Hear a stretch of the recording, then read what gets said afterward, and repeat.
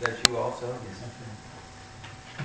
He's just with you? Yes. Okay, I'll introduce him shortly. Okay. First of all, thank you, Council, Mayor, and other dignitaries and guests, and our former Mayor Emeritus, for allowing this presentation. And I would also at this time like to point out two others that are with me today. John Pitts is our Fremontiers Civic Society representative at Georgia Southern. And we have Mr. David Berger, who is the IT and our webmaster for the foundation. And thank you for having us. The name of the organization, the Fremont Civics Foundation, is named to honor John C. Fremont, known as the man of many firsts. He was a student, a man of letters, a graduate of the College of Charleston. He would serve in the United States Navy as an educator aboard warships of the day. Then he would receive a commission in the Army and become the West's greatest explorer, mapping the Oregon Trail, the first governor of California, and one of her first U.S. senators. His crowning jewel, as history has noted him, is as our nation's first emancipator. In keeping with his motto, free soil, free men, Fremont, historians believe that Fremont forced Lincoln into the Emancipation Proclamation, a footnote of history. The embodiment of the noble citizen. Therefore, we honor his legacy in the name of our foundation, the Fremont Civics Foundation. Our website, johncfremont.org, is in the construction phase. And the reason we're here today to present to you the Fremont Civics Day proposal, whereby Springfield will proclaim a day in April as Fremont Civics Day. With this accomplishment, the foundation in turn recognizes Springfield, and perhaps Effingham County, as friends of Fremont Civic City.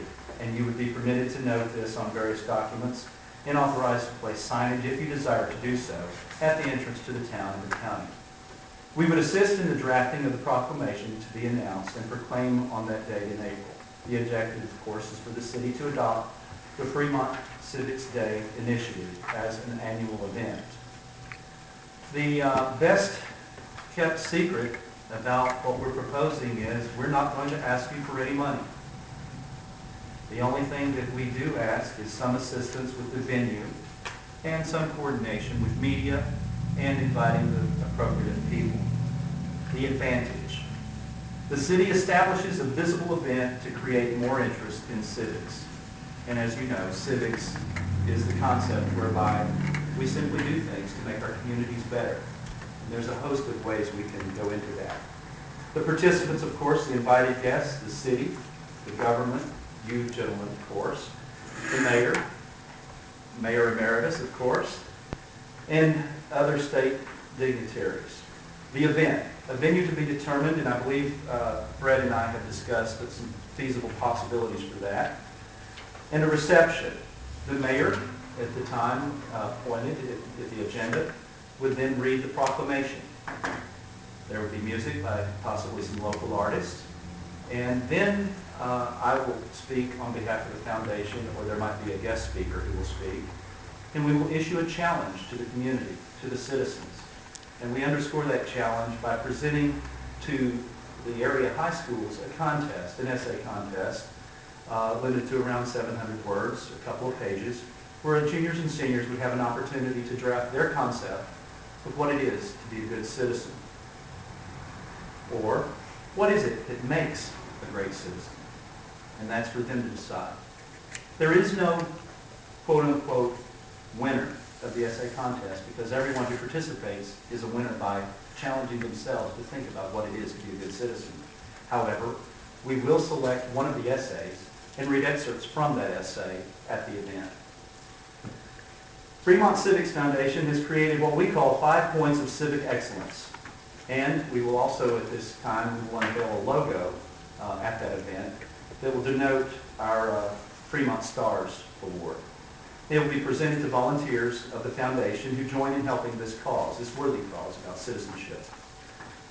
And then, just so you'll be aware of those 5 points, they are real simple. Be a good neighbor. Be open to community service. Be informed of community and state and national issues.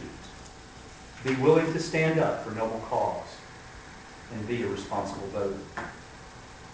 After we do this, our last portion of the speaking part of the event, we want to salute and do a tribute to you gentlemen, to the elected officials and the civil servants of Springfield. We want to thank you for the and show our gratitude, and also present some certification to you gentlemen as a thank you for your service, because you volunteer, a lot of you do, and you spend long hours, and I'll bet you from time to time, whether you're at church, at Sunday school, you'll get questions on a variety of topics, and you have to take time out and talk about it. And you might have to defend a vote you cast.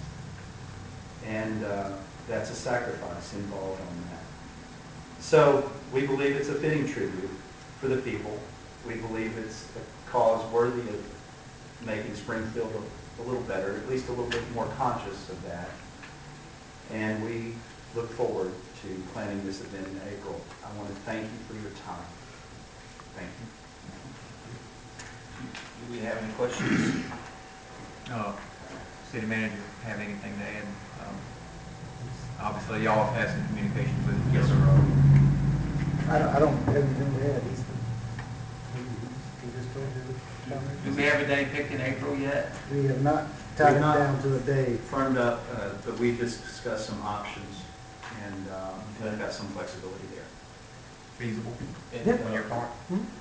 It doesn't require much of us. That's the beautiful part. Oh, there was one other thing that I did need to share this.